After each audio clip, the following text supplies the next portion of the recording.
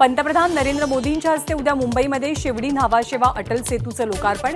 त्यासोबत मोदी सीवूड्स बेलापूर उरण या उपनगरी रेल्वे सेवेच्या चौथ्या मार्गिकेचंही उद्घाटन करतील। बहुप्रतीक्षित दीघा रेल्वे स्थानकाचं उद्घाटन पंतप्रधान मोदींच्या हस्ते होणार।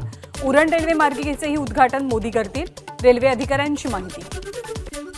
पंतप्रधान मोदींचं नाशिक इथल्या कार्यक्रमात 3 पावली नृत्यानं स्वागत होणार। मालेगावचे तरुण सादर करणार 3 पावली नृत्य।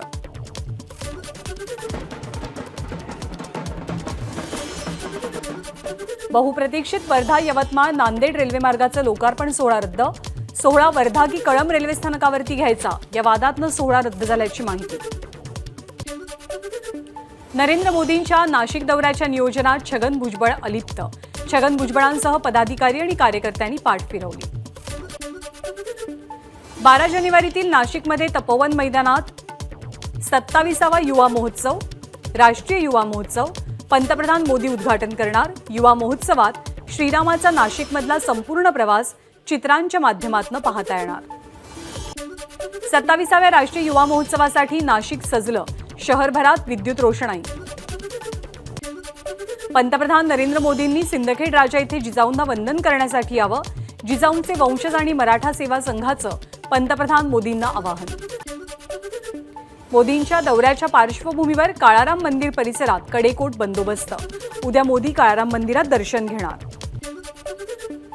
राष्ट्रवादी कुणाची या संदर्भातील निवडणूक आयोगाचा निकाल कुठल्याही क्षणी येणार। निवडणूक आयोगातला युक्तिवाद पूर्ण झाल्यामुळे निकालाची प्रतीक्षा।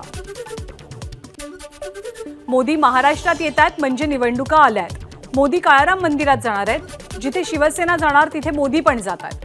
मणिपूरमध्ये शिवसेना जाणार तिथल्या मंदिरातही मोदींनी जावं, संजय राऊतांचं आव्हान। एकनाथ शिंदे घराणेशाहीचा अंत म्हणतात तर मग श्रीकांत शिंदे त्यांचा मुलगा नाही का? संजय राऊत यांचा एकनाथ शिंदेंना बोचरा सवाल। कालचा निकाल भाजप पुढारी आणि अध्यक्ष नार्वेकर यांनी मॅच फिक्सिंग करून केलाय। न्याय करण्याची जबाबदारी असलेल्याच नार्वेकरांनी शिंदे गटाचे वकील म्हणून काम केलं। संजय राऊतांची राहुल नार्वेकर यांच्यावर टीका। मुख्यमंत्री पदाच्या खुर्चीसाठी ज्यांनी देव, देश आणि धर्माला सोडचिठ्ठी दिली, हिंदूंच्या सणांवरती बंदी आणली, देवांना बंदीवान केलं, राम मंदिर, राम वणगणीची खिल्ली उडवली, शेवटी सगळ्याचाच निकाल लागला। आशिष शेलार यांची एक्सवरनं उद्धव ठाकरेंवर टीका। ज्यांचा विरोधात निकाल लागला त्यांना कायदेतज्ञ योग्य निर्णय असल्याचं सांगतील। त्यांना कोर्टामध्ये जायची मुभा आहे। निवडणूक आयोगानं पक्ष कुणाचा ते ठरवलंय। हा निकाल अत्यंत पारदर्शी। अध्यक्षांच्या निकालावरती चंद्रशेखर बावनकुळेंचं मत। आमदार अपात्रतेचा निकाल संविधान विरोधी। अध्यक्षांना दुर्दैवानं भाजप नेत्यांचं ऐकावं लागलं। आमदार रोहित पवारांची टीका। निकाल चुकीचा वाटत असेल तर सर्वोच्च न्यायालयामध्ये जावं। भाजप नेते गिरीश महाजन यांचं उद्धव ठाकरेंना आव्हान। अध्यक्ष नार्वेकरांवरती टिप्पणी योग्य नाही, गिरीश महाजनांचं वक्तव्य। ठाकरे गटाचे आमदार नितीन देशमुखांची विधानसभा अध्यक्ष नार्वेकरांवरती वादग्रस्त शब्दात टीका। नार्वेकरांना सर्वोच्च न्यायालयाचे न्यायाधीश करा, देशमुखांची टीका। काँग्रेसची प्रभू रामचंद्रांच्या विरोधातली मानसिकता पुन्हा एकदा जनतेसमोर आली। काँग्रेसनं रामायण काल्पनिक असल्याचा दावा केला होता। काँग्रेसनं राम मंदिराच्या उद्घाटनाचं निमंत्रण नाकारून कोट्यवधी रामभक्तांचा अपमान केलाय, बावनकुळेंची टीका। 6 डिसेंबर 1992 साली अयोध्येमध्ये गेलेल्या शिवसैनिकांची उद्या बैठक। शिवसेना भवनात उद्या दुपारी 2 वाजता बैठकीचं आयोजन। सुभाष देसाई मार्गदर्शन करणार। तलाठी भरतीबाबतच्या आरोपांप्रकरणी रोहित पवारांवरती कारवाई करणार, महसूल मंत्री राधाकृष्ण विखे पाटील यांचं वक्तव्य। तलाठी भरती प्रक्रियेत मोठा भ्रष्टाचार, रोहित पवारांचा पुनरुच्चार। जी कारवाई करायची ती करा पण तरुणांकडे लक्ष द्या, विखे पाटलांच्या इशाऱ्याला रोहित पवारांचं उत्तर। शरद पवारांसोबत व्यासपीठावरती एकत्र येणं अजित पवारांनी परत टाळलं। वसंतदादा शुगर इन्स्टिट्यूटची आज वार्षिक सर्वसाधारण सभा। सांगलीमधील अजित पवार गट जयंत पाटलांना धक्का देणार। जयंत पाटील समर्थक माजी नगरसेवक अजित पवार गटात प्रवेश करण्याची शक्यता। आम्हालाही मराठी असल्याचा अभिमान आहे। दिल्लीच्या गुजराती लॉबीनं कितीही प्रयत्न केला तरी आम्ही वाकणार नाही, संजय राऊत यांची मुकेश अंबानींच्या वक्तव्यावर टीका।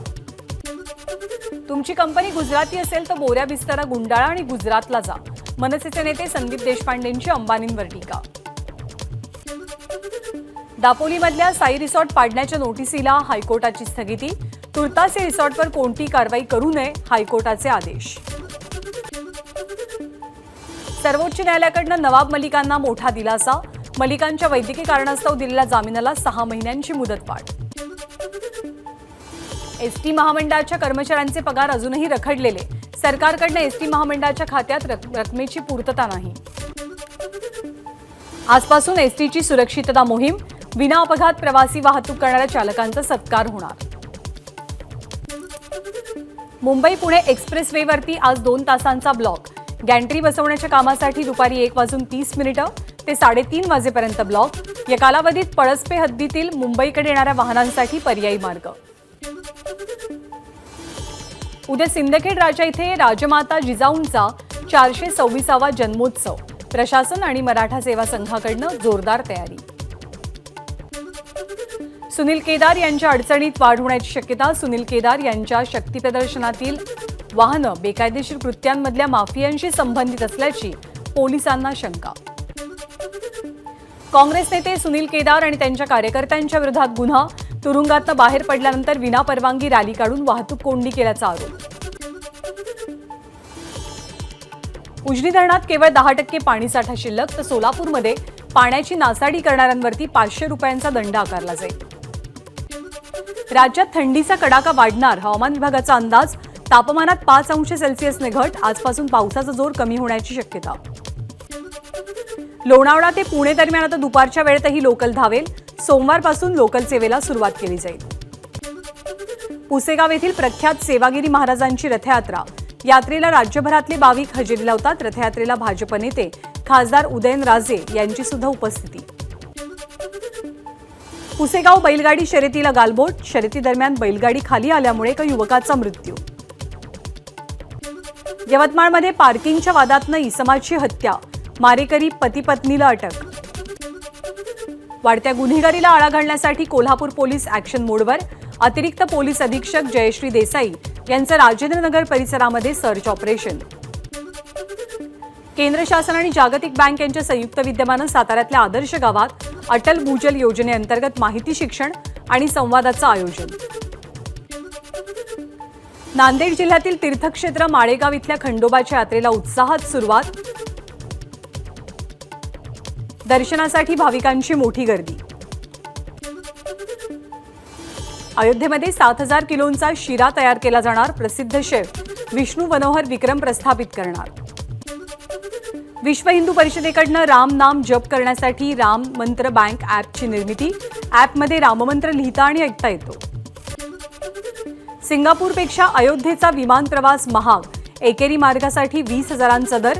दुबई आणि बँकॉकलाही दरांमध्ये मागे टाकला. 1,799 रुपयांमध्ये हवाई प्रवास करता येणार. एअर इंडियाकडनं बंगळुरू, चेन्नई आणि दिल्ली जयपूर या मार्गावरच्या प्रवासासाठी विशेष ऑफर. काश्मीर थंडगार पण गुलमर्ग हिमवर्षावाविना. स्कीइंगसाठी येणाऱ्या देशी विदेशी पर्यटकांची निराशा. माजी मुख्यमंत्री ओमर अब्दुल्ला यांच्याकडनं फोटो शेअर करत चिंता व्यक्त. भारत विरुद्ध अफगाणिस्तान यांच्यात आज पहिला T20 सामना. विराट कोहलीची पहिल्या सामन्यातनं माघार. मालदीवमध्ये गेल्या वर्षी झालेल्या अध्यक्षपदाच्या निवडणुकीदरम्यान भारत विरोधी वातावरण तयार केलं. पीएम आणि PNC आघाडीनं भारत मालदीव संबंधांच्या बाबतीत चुकीची माहिती पसरवली. युरोपियन महासंघ निरीक्षकांचा निष्कर्ष. एबीपी माझा, उघडा डोळे बघा नीट.